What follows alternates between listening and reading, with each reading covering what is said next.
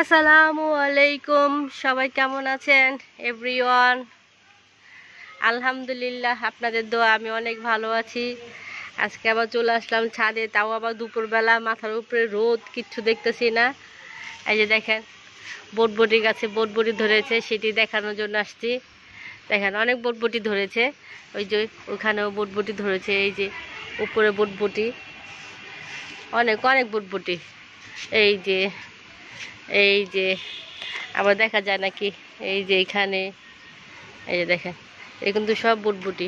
তারপর আবার ছোট ছোট হইতেছে, এই যে অনেক বটবটি গাছে বটবটি হয়েছে।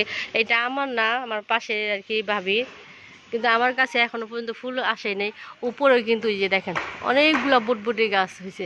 আমি ভাবির কাছ থেকেই চারা নিছি, নিয়ে তারপর আমি বুনছি, দেখি আমারটা কি হয়। তবে ভাবিরটা ফলন আসা শুরু করেছে, মাশাআল্লাহ, যে পুক্ত হয়েছে, খাওয়ার মতো উপযুক্ত হয়ে গেছে, অনেক ভালোই হয়েছে। আর এই দেখেন একটা ফুল গাছ, ও মাশাআল্লাহ, আল্লাহর সৃষ্টি বড়ই সুন্দর।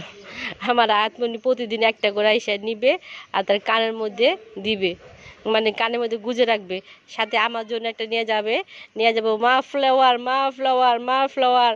ফ্লাওয়ার তো পুরোপুরি বলতে পারে না, মা ফ্লাওয়ার ফ্লাওয়ার বলবো সে বসে বসে। তবে আমার জন্য সে তো নিবে নিবে, সে আমার জন্য একটা করে নিয়ে যায় এখান থেকে। একটা ছোট্ট করলা গাছ, সে কি সুন্দর ফলন আসছে, দেখেন। আর আমার যে সেদিনকে ভিডিও দিয়েছিলাম, আমার করলা গাছ এত বড় পাহাড়ের মতো, অথচ ফলন নাই। এই দেখেন কত সুন্দর হয়েছে, মাশাআল্লাহ। এই যে দেখেন, এই যে অনেক সুন্দর হয়েছে।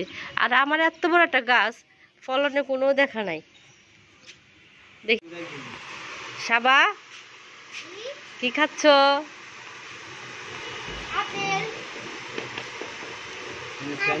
আয়া তুমি কি খাও মা?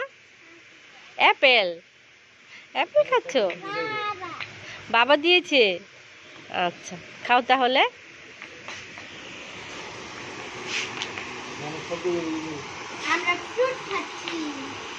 ও তাই, আচ্ছা খাও, আমি রান্না করি যে। বাবাই সালাম দিয়ে দরটা, তারপরে বাকিটা আল্লাহ হাফেজ।